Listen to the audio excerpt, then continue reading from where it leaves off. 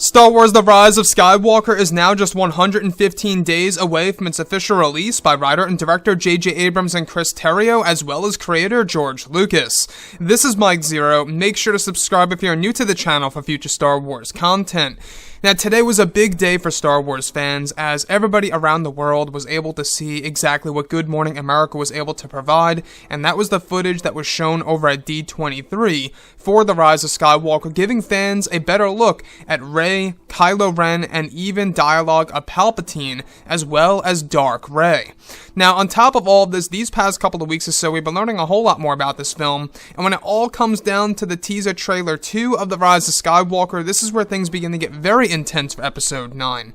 So if you guys haven't seen the particular piece of footage, I do suggest that you guys go ahead and check it out on the official Star Wars YouTube channel, or of course StarWars.com's website. Now, with that being said, we do know that Episode 9 is going to have many different Easter eggs that will be placed in the marketing of Episode 9.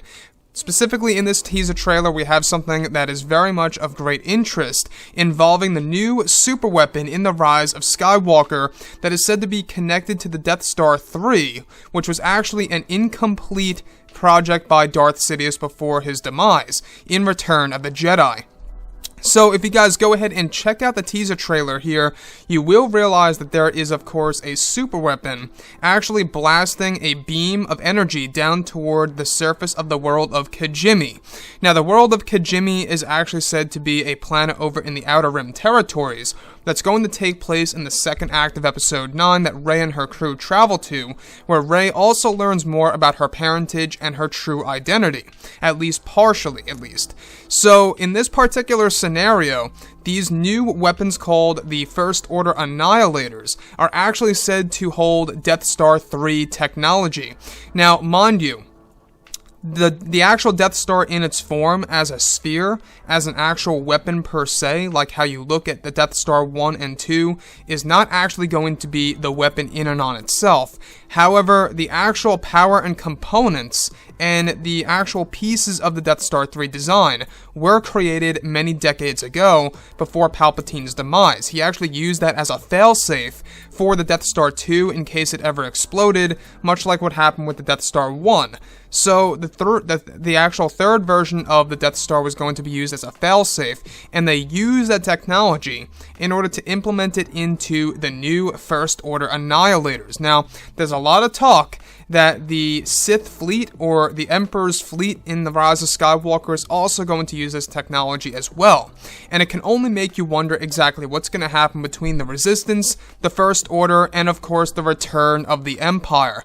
Now, like I say, Episode 9 really is going to offer a different side of the Skywalker saga that we have never seen before on the big screen. They're really borrowing many different elements from, of course, the EU, also known as Star Wars Legends. Also, do take note that from the leaks that we have been going over, is that the Death Star 3 actually projected a red beam, as opposed to a green beam, and you can see that red beam in the Rise of Skywalker teaser trailer 2, destroying the surface of Kijimi.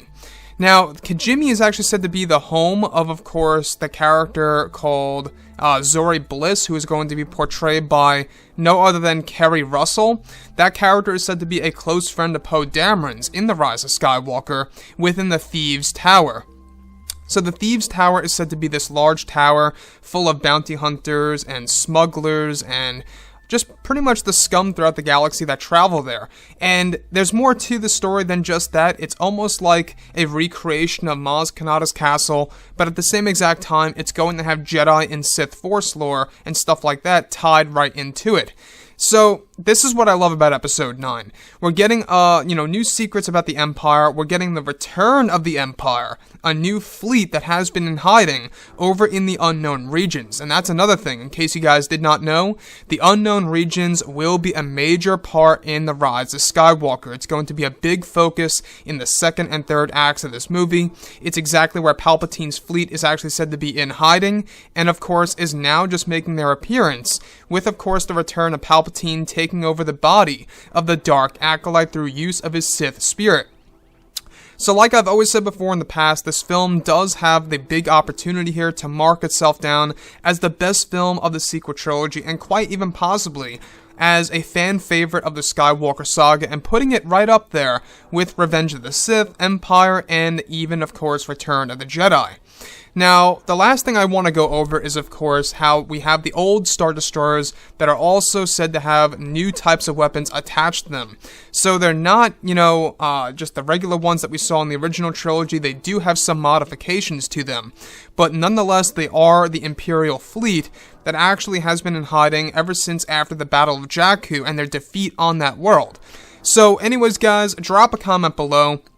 Let me know what you think about all this below in the comments, and if you guys did enjoy the content for today, do make sure to drop a thumbs up on this video to support the channel. I thank you all so very much for the kind support, and I'll catch you guys next time.